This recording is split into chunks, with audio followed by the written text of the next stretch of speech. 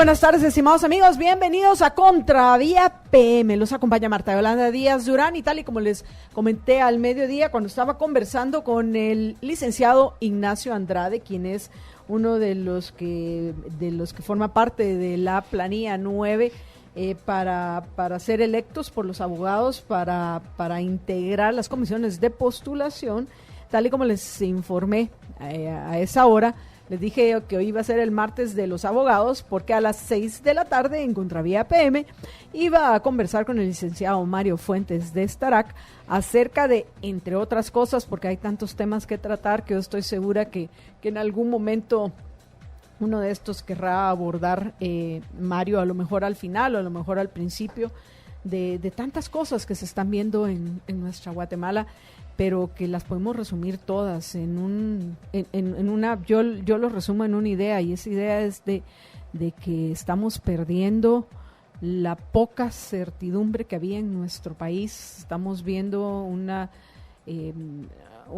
arbitrariedad enorme en todos los centros de poder político de nuestra Guatemala, y que, pues bueno, ahora no se sabe de la interpretación de quién va a depender la ley en nuestro país. Y precisamente de una interpretación nos quiere hablar Mario, principalmente, que es el tema que abordó ayer en su artículo, que tiene que ver con la forma en la cual fijaron los magistrados del Tribunal Supremo Electoral la fecha en la cual se tiene que llevar a cabo la segunda vuelta o el balotaje, lo cual pues ya nos va a explicar con más detalle nuestro invitado. Pero solo antes de cualquier cosa, porque como yo sé que con hambre andan manejando los oyentes que nos están escuchando, además de recordarles lo importante que es que compartan nuestro programa, también les quiero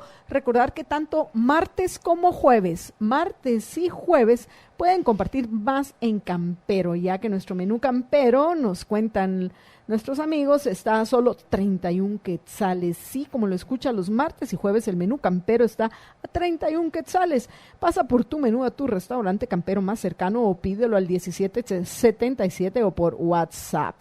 Qué rico es compartir el sabor Campero. Y el domingo específicamente el domingo pasado, fuimos a comer a Pollo Campero con un grupo de amigos y la pasamos muy bien, además de comer rico. Así que, pues bueno, después de este principio, démosle ahora sí la bienvenida a nuestro invitado, Mario Fuentes de Starac. Mario, buenas tardes. Bienvenido a Contravía PM. Muchas gracias, Marta Yolanda. Muy buenas tardes a los radioescuchas de Libertópolis, específicamente del programa Contravía. Pues, Marta Yolanda, el día de ayer escribí un artículo casualmente sobre el plazo que debe existir entre la primera vuelta o la primera elección y la segunda elección, en el caso de la elección de presidente y vicepresidente de la República. Como se recordarán, pues hubo una convocatoria de elecciones el 18 de enero y se estableció en esa convocatoria de elecciones que la primera vuelta iba a tener lugar el día 16 de junio, el domingo 16 de junio. Sin embargo, también se consignó que la segunda vuelta, si es que tenía lugar, iba a tener lugar el 11 de agosto.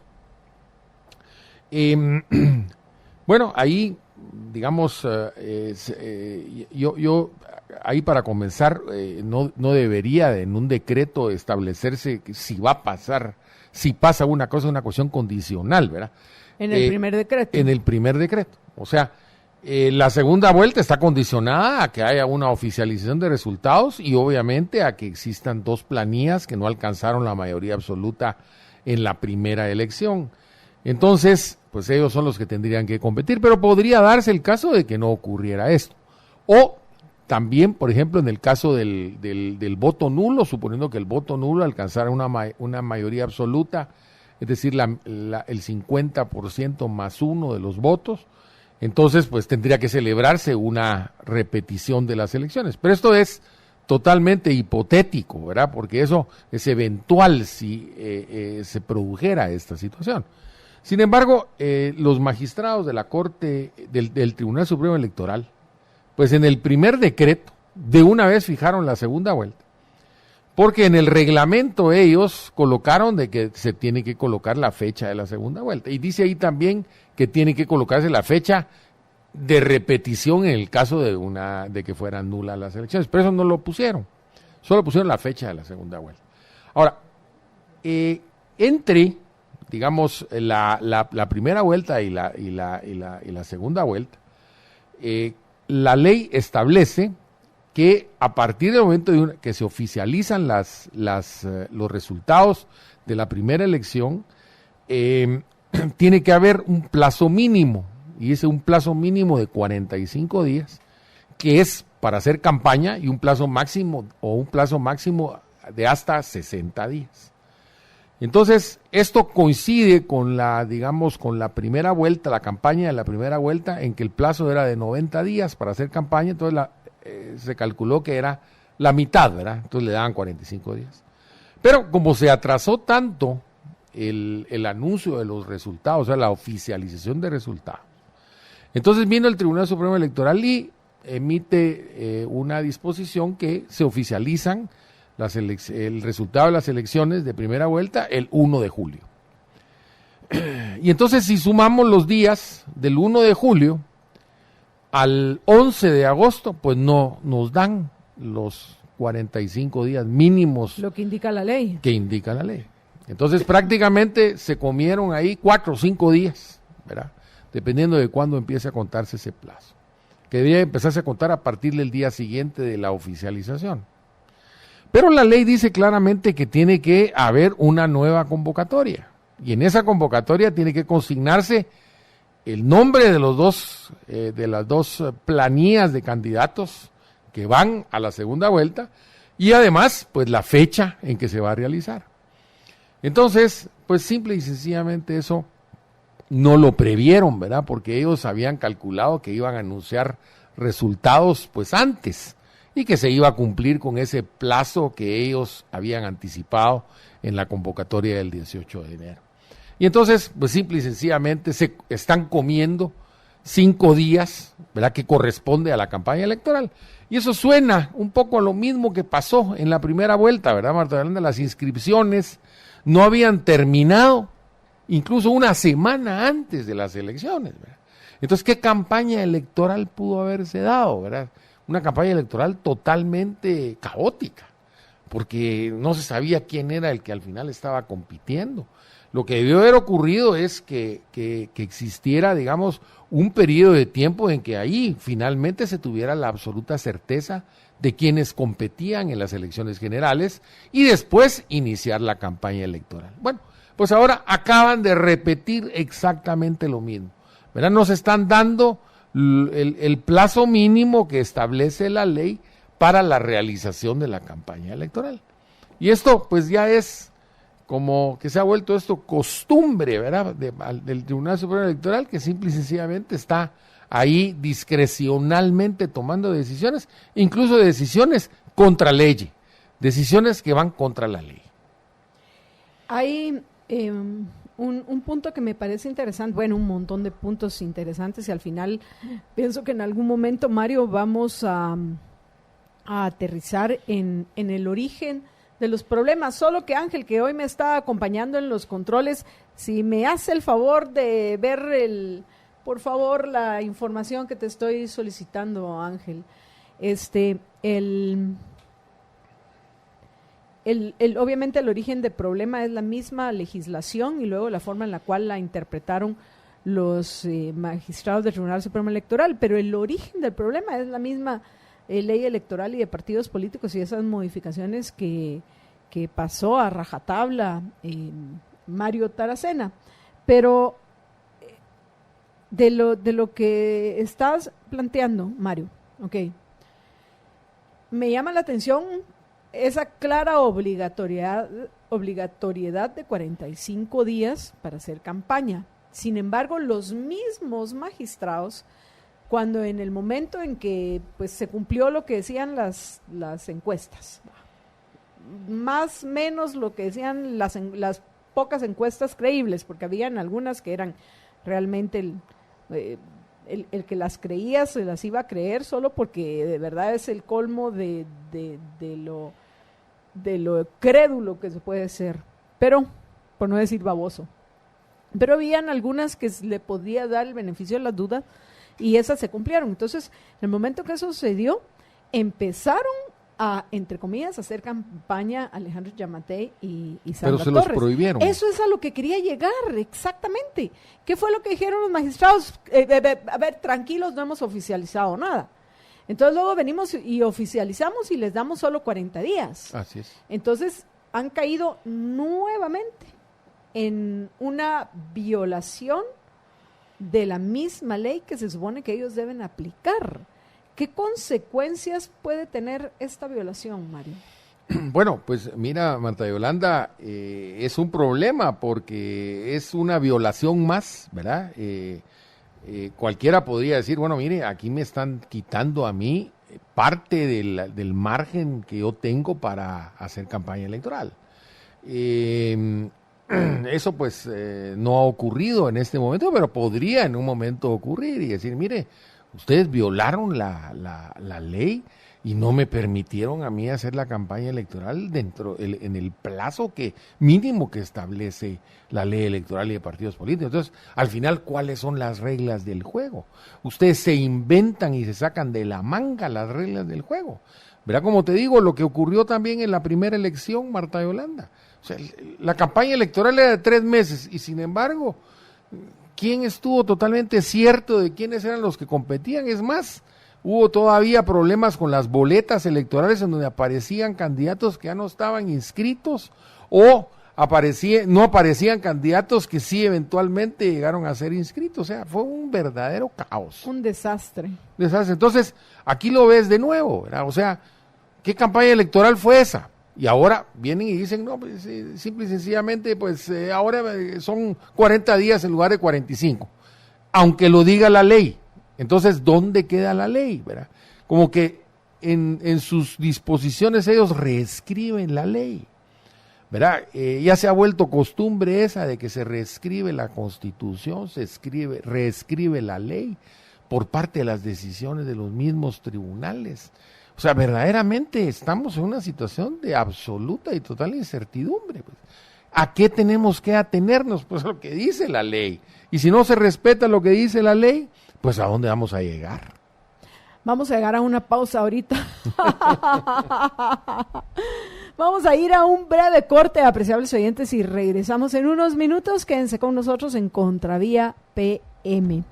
Hoy me acompaña el licenciado Mario Fuentes de Starac y estamos hablando de las elecciones generales que pues de una forma cuestionada, como bien ya lo explicó nuestro invitado, fueron convocadas para el próximo 11 de agosto. Que quede claro, cuestionadas por el tiempo que se le dio a los candidatos que pasaron al balotaje para hacer campaña electoral, no por otro motivo.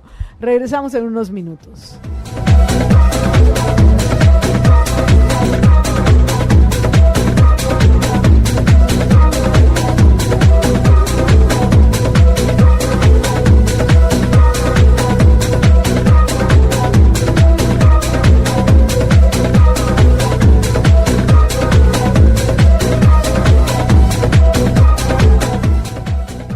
Bueno, amigos, estamos ya de regreso en Contravía PM y tal y como les había comentado, mi invitado hoy es el licenciado Mario Fuentes de Starac, que estábamos hablando de esa nueva mancha al tigre del Tribunal Supremo Electoral, que tiene que ver con la forma en la cual convocaron a la segunda vuelta, específicamente en el tiempo que les han dado a los candidatos para que hagan campaña. Y mencionábamos durante la pausa, comentábamos con Mario, precisamente lo que mencionaba, le compartí a Mario lo que nos comentó al mediodía el licenciado Ignacio Andrade, de que nos encontramos en una especie de parteaguas, o nos involucramos o nos involucramos, que es este es un llamado a todos aquellos que por precisamente, entre otras cosas, y nosotros que estamos en los medios de comunicación tenemos que tomar nota de eso también, Mario, de que hay muchos personas respetables, honorables, que se lo han ganado, esos jueces que quisiéramos que integraran las salas de apelaciones, la Corte Suprema de Justicia, no se diga la Corte de Constitucionalidad, que no se van a involucrar porque lamentablemente esos linchamientos que suele haber en los medios de comunicación y redes sociales aleja a muchos que dicen, bueno, ¿y yo para qué lo voy a hacer? Si yo tengo una buena vida y tengo una vida tranquila. Pero lamentablemente, aún con esos riesgos, si no nos involucramos, ¿hacia dónde vamos? A ver, ¿cuál es la visión de Mario Fuentes de Starac? ¿Hacia dónde vamos en Guatemala? Sí, Marta Yolanda, ya que mencionas, qué bueno que estén participando Ignacio Andrade y los otros muchachos en esta planilla, que es gente nueva que se está involucrando y está participando. Yo creo que eso es muy importante, eso oxigena el sistema de comisiones de postulación, y no que solo los mismos vayan a participar.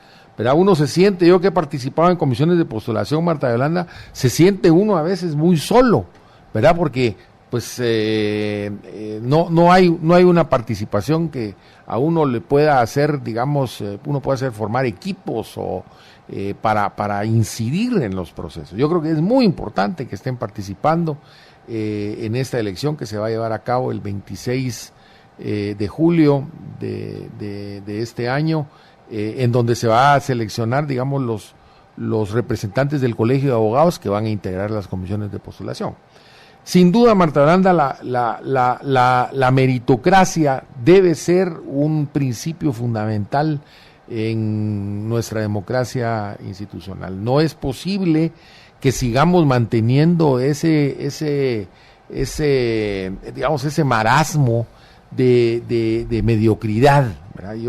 Yo sí creo que hay que fortalecer ese tema de la meritocracia, y casualmente, pues, cuando hablamos de la selección por oposición, cuando hablamos de la carrera judicial, pues estamos pensando en esa meritocracia, que lleguen precisamente los mejores a ocupar los principales cuadros del Estado, y que no lleguen los mediocres, ¿verdad? Entonces, las leyes, hay muchas falencias, muchas deficiencias que facilitan precisamente el acceso de los mediocres, ¿verdad? Como decía José Ingenieros, a los distintos cuadros del Estado.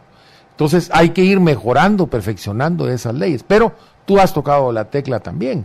Si no participa la gente que es capaz, la gente que es idónea, la gente que es honorable, la gente que puede hacer la diferencia al ocupar estos cargos, pues de balde es que tengamos las mejores leyes, ¿verdad? Entonces, hay que exhortar, ¿verdad? Desde estos micrófonos, por ejemplo, hay que exhortar a la gente de buena, a la gente que tiene excelencia, que ha hecho de su vida, a través de su testimonio, pues grandes cosas, ¿verdad? Que se involucre y que participe en función precisamente de generar ese bien común, esas condiciones para la realización precisamente de las libertades y los derechos fundamentales. Yo creo que eso es importante, estimularlo y fortalecerlo cada día más. Bueno, Mario, entonces ahora regresando a nuestro tema, porque esto era solo para hacer una referencia de que sí estamos viviendo una situación cada vez más complicada, y tenemos estas 3 elecciones en puerta: la elección a presidente, la elección de magistrados de la Corte Suprema de Justicia y los magistrados de las salas de apelaciones.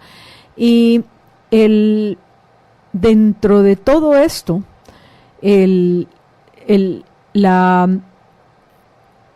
ambición por llegar al ejercicio del poder. Les hace a la mayoría hacer negociaciones con cualquier persona, independientemente de quién sea esta persona que ha hecho en su vida y donde ha conseguido lo que tiene, con tal de llegar al ejercicio del poder, tanto en la presidencia como en el sistema judicial.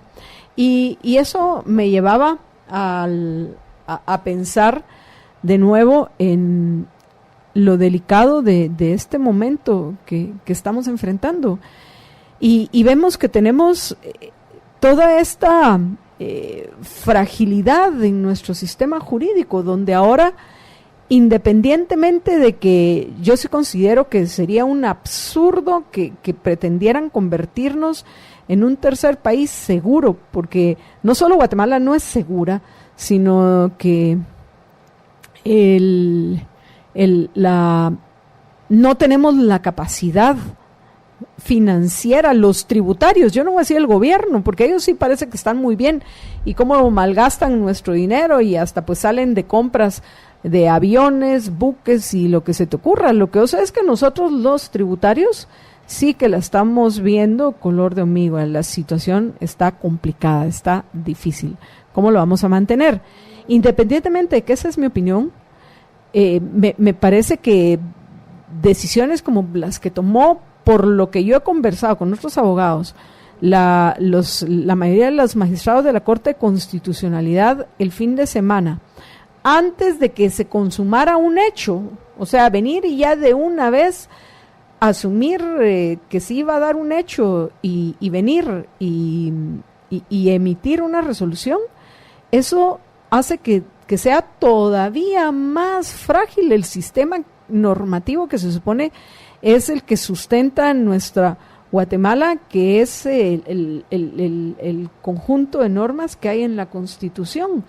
Entonces, esa resolución de los magistrados de la CC, que me recordó una película de Tom Cruise que se llama Minority Report, no sé si tuviste la oportunidad de verla, donde venían y asumían quién podría cometer un delito o un crimen, y antes de que cometiera el delito o el crimen, lo apresaban y lo condenaban. Entonces, ¿qué está pasando en nuestro país? Regresando otra vez al tema que planteabas en tu artículo de ayer, que ya lo explicaste, ¿van a pagar los magistrados del Tribunal Supremo Electoral las consecuencias de sus acciones y las violaciones a la legislación en la que ellos han caído, a la ley? ¿Van a los magistrados de la Corte de Constitucionalidad, también los actuales, algún día, cuando ya no gocen del privilegio del antejuicio, también a pagar las consecuencias de sus acciones y el daño que nos están haciendo? ¿Cuáles serían esas consecuencias? ¿Quién se va a animar a, cuando los actuales magistrados dejen de gozar del privilegio del antejuicio, del magistrado del Tribunal Supremo Electoral, presentar una acción en contra de ellos? Miren ustedes, señores, esto que ustedes hicieron en lo que respecta, voy a poner el ejemplo, a la convocatoria en 40 días, cuando debieron haber sido mínimo 45 para la segunda vuelta, esto es violatorio de la ley. ¿Cuáles serían las consecuencias? ¿Y tendría eso consecuencias también en la elección que se haya hecho? No sé si me explico. Sí, Marta Yolanda, la responsabilidad, dice la Constitución, es personal, ¿verdad? Y en el caso de la responsabilidad penal, pues prescribe en el doble del periodo de la pena que le correspondería. Por ejemplo, si digamos la pena es de 5 años, prescribe en 10 años, o si es de 10, prescribe en 20 años.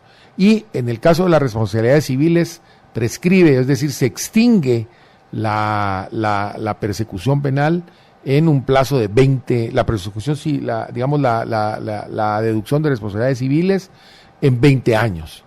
O sea, y eso es a partir de que se entrega el cargo. Entonces, todos los funcionarios tienen responsabilidades ulteriores, es decir, después de que entreguen los cargos. Y ahí, como tú señalas, ya no tienen el derecho de antejuicio. ¿A quién le corresponde? Bueno, le corresponde, digamos, ya se han presentado denuncias, digamos, en este caso, en el caso del proceso electoral actual, en contra de los magistrados, en contra de otros funcionarios, y esas denuncias se están, digamos, investigando y tramitando en el seno del Ministerio Público. ¿A quién le corresponde, digamos, el ejercicio de la acción penal pública, el ejercicio de la persecución penal? Le corresponde al Ministerio Público. Y yo creo que el Ministerio Público se ha venido fortaleciendo a lo largo de los últimos años. Yo esperaría que el Ministerio Público mantuviera, digamos, ese estandarte, no solo en este momento, sino que incluso después de que hayan cesado en sus funciones los distintos funcionarios.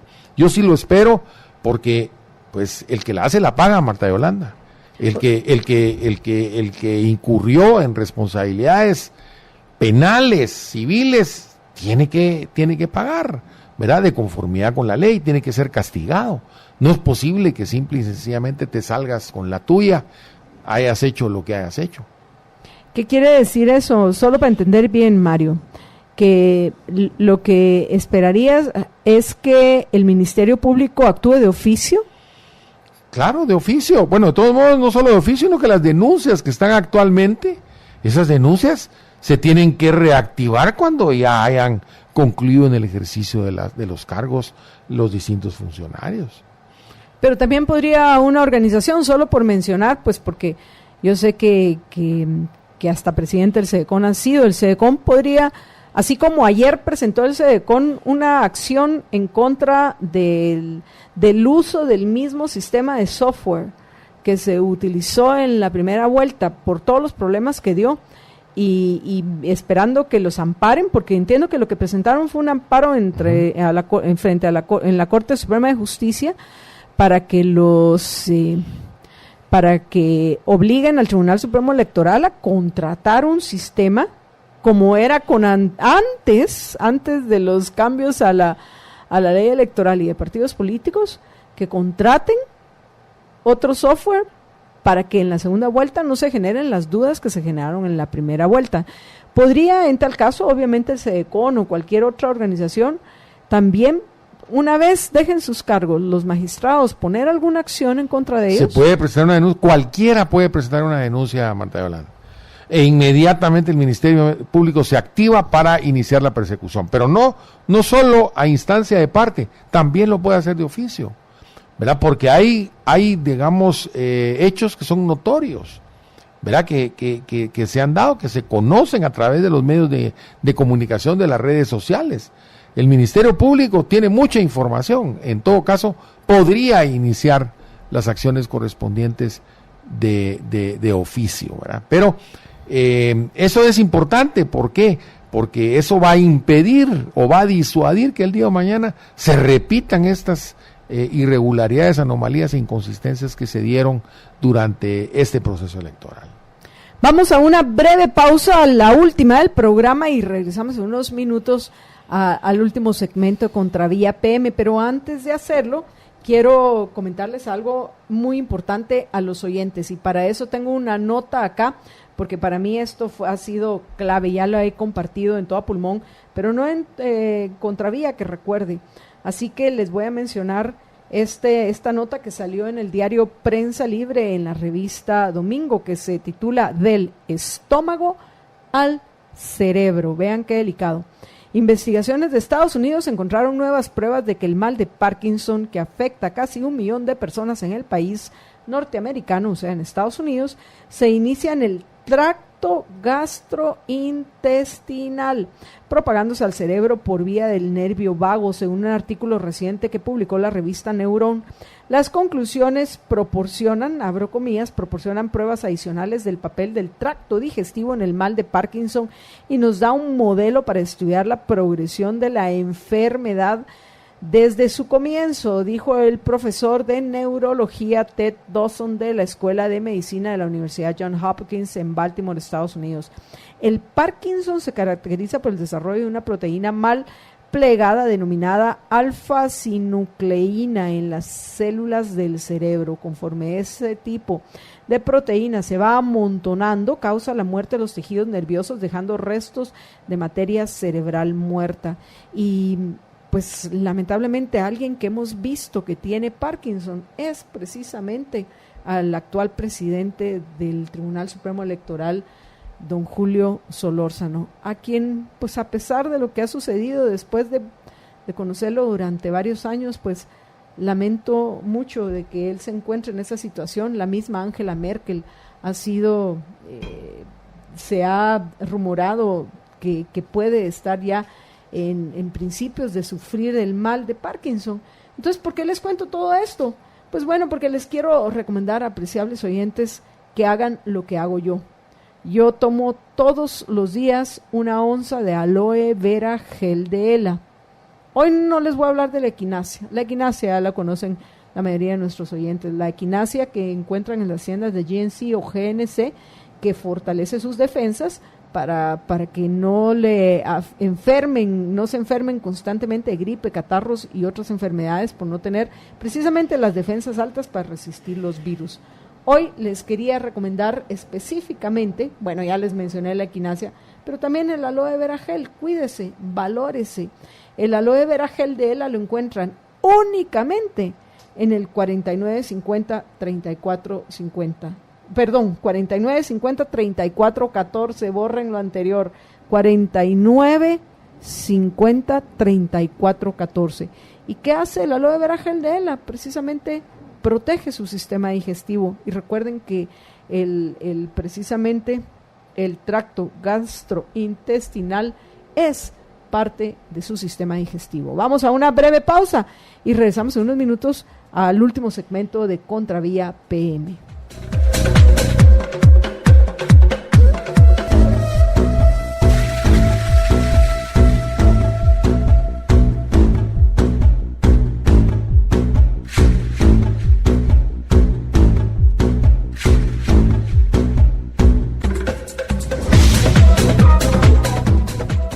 Bueno, estamos ya de regreso en los últimos 10 minutos de Contravía PM, y en estos 10 minutos quisiera escuchar la opinión de nuestro invitado Mario Fuentes de Starac, que con una defensa que él ha hecho, yo lo he escuchado y lo he leído hacer una defensa importante, una de las figuras jurídicas más relevantes, vitales para el ciudadano, que es la figura del amparo.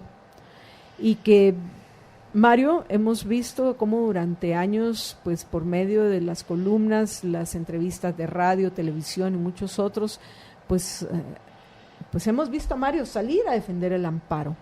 ¿Qué piensa? Yo lo mencioné brevemente en el segmento anterior, pero ¿qué piensa que le hace a la figura del amparo la reciente decisión estilo Minority Report que tomaron 4 de 5 magistrados de la Corte de Constitucionalidad? Ya independientemente del tema. Marta ¿Viene Yolanda, a dañar la figura, el amparo, más dañada de lo que ya está? Marta Yolanda, una cosa que sí es importante es que el amparo es una institución de defensa de los derechos fundamentales de los gobernados, de las personas comunes y corrientes. Entonces, cuando se produce, digamos, una vulneración a un derecho fundamental, entonces tú tienes que tener ese último recurso, un recurso extraordinario para defender tus legítimos derechos. Este no es un recurso o una acción, digamos, de defensa que le corresponde, por ejemplo, a los gobernantes, ¿verdad? Incluso ha habido en Guatemala que ministros interponen amparos contra los trabajadores de un ministerio, que es totalmente absurdo, ¿verdad? O que instituciones del Estado interponen amparo contra resoluciones que han dictado, digamos, los tribunales en beneficio de los gobernados, de los contribuyentes, por ejemplo, de los tributarios, como tú les llamas. Y entonces eso es una tergiversación de la institución del amparo. el amparo tiene un elemento clave, Marta Yolanda, que es lo que se llama la legitimación activa. Es decir, que tú tienes que tener un interés legítimo. Tienes que haber sido afectado directamente en tu persona, en tus bienes, para poder estar habilitado para interponer una acción de amparo. O sea, no puede venir cualquier persona sin acreditar esa legitimación, sin acreditar ese interés, sin acreditar esa motivación muy personal y muy particular a interponer un amparo. Pero en Guatemala se ha vuelto ya muy común que cualquiera puede interponer un amparo. Y por cualquier cosa. Y por cualquier cosa, aduciendo violaciones colectivas, por ejemplo. Es bien complicado ese asunto. Se ha abierto una puerta que, digamos, esto ya es totalmente descontrolado. En la misma ley de amparo dice que solo hay 2 instituciones del Estado que pueden interponer amparos en defensa de los intereses que les han sido confiados. Es el Procurador de los Derechos Humanos y el Ministerio Público. Solo esas instituciones. Pero aquí cualquiera se mete a hacer valer, digamos, derechos generales o derechos colectivos. Entonces el amparo se volvió pues prácticamente una puerta abierta a cualquier cosa. Y eso me preocupa.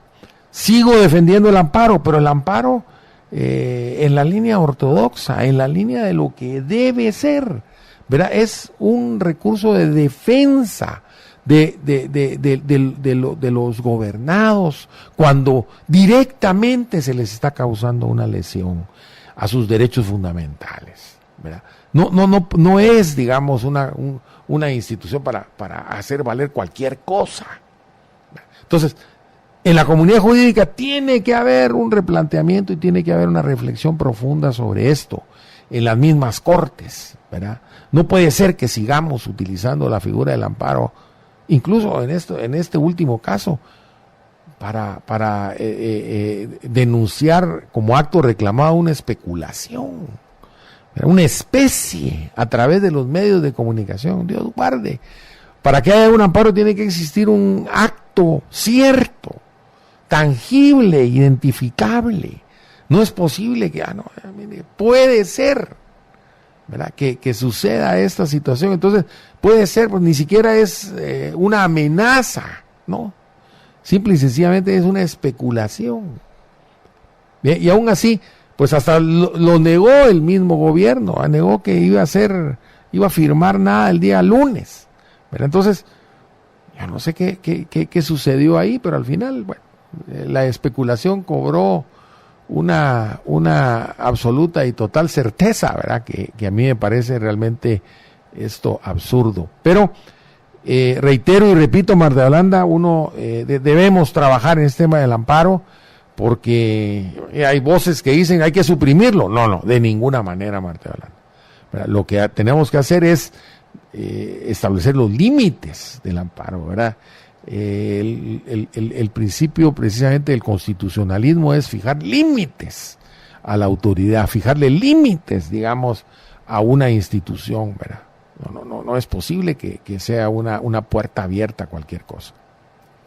Y bueno, para ir terminando, otra de las notas que ha sido discutida, y a lo mejor en los minutos que nos quedan, que veo que nos quedan 5 minutos, Mario, lo podemos comentar, es que hemos hablado lo hablé al mediodía, lo hemos hablado también en Contravía PM, de que hay que animarse a participar y en particular aquellas personas que son personas reconocidas en su honorabilidad, en su productividad, que son personas honestas, que van a ser objetivos, porque si no lo hacemos, le estamos dejando el campo precisamente a los que han ocupado los lugares más importantes a nivel político en nuestro país, a los peores representantes de nuestra sociedad.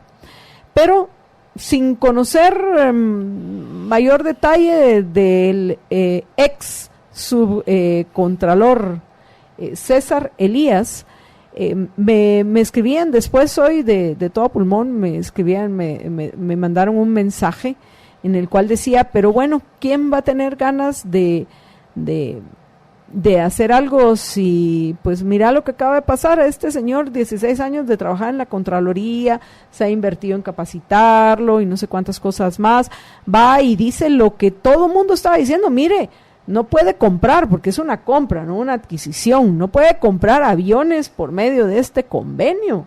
Usted lo que está tratando es de burlar la ley de contrataciones, de compras y contrataciones del Estado. Entonces llega el subcontralor, declara lo que debe de declarar y, casualmente el nuevo contralor decide que tiene que despedir a algunos, entre ellos al ex subcontrolador César Elías, porque quiere llevar a su gente de confianza. Entonces, dentro de estas circunstancias, nos gustaría, definitivamente estoy segura que no solo a mí, sino a los oyentes también, Mario, escuchar tu opinión en lo que respecta a este que es otro de los temas que se han discutido durante este día en Guatemala. Sí, Marta Yolanda, la participación es importante. Lo que pasa es que digamos, el integrar los cuadros de gobierno en Guatemala se ha vuelto muy difícil, muy escabroso, muy complejo, ¿verdad? Si no tienes los agarres o los conectes correspondientes, pues simple y sencillamente no tienes pocas posibilidades, aunque tengas todos los méritos para poder acceder a los distintos cargos públicos. Y eso es malo, ¿verdad? Porque seguimos en la misma lógica de este dicho que dicen los políticos mexicanos: el que no tranza no avanza, ¿verdad? Y entonces, el otro día, por ejemplo, escuchaba yo a alguien decir, bueno, es que en política hay que hablar hasta con el diablo. No, mira, Marta Yolanda, la política, eso se ha envilecido, la acción política. No. Tiene que existir principios, tiene que existir valores, tiene que existir causas legítimas, justas, ¿verdad? No es posible que tú, en función de llegar a determinado objetivo, a determinado fin, no importan los medios, no importa encima de quién pases, ¿verdad? Esos son precisamente las falsas concepciones que se han ido acuñando en nuestra sociedad y que tenemos que romper. Eso precisamente eso es la vieja política. Esa es en las cosas en que no debemos caer de nuevo y tenemos que ver hacia un horizonte diferente. Pero para que eso suceda, y perdón porque me estoy aquí atragantando con mi té de jengibre, que es buenísimo, por cierto, lo recomiendo también para la salud. Pero bueno, el punto al final en esta, que es una eterna discusión, es que todo esto solo lo vamos a lograr cuando logremos finalmente cambiar el sistema. Y eso implica que cambiar el sistema hay que cambiarlo primero desde el Congreso y en las Cortes. Pero bueno, se nos acabó el tiempo, así que Mario, de nuevo, muchísimas gracias por habernos acompañado en Contravía PM. A ustedes, apreciables oyentes, de nuevo, si van a tomar té de jengibre, ahí tienen cuidado, por favor, sobre todo cuando es jengibre natural como el mío. Y antes de despedirme, les quiero recordar que viene más negocios, así que por favor sigan en sintonía de la 102.1 FM y por supuesto de Libertópolis. Y recordarles que yo estoy de regreso mañana al mediodía en Todo a Pulmón. Despedir a nuestro invitado, Mario, nuevamente, buenas tardes. ¿Y qué más les tengo que decir? Sí, que se cuiden muchísimo, por favor, porque recuerden que una sola vida tienen. Así que sean felices, muy, pero muy felices.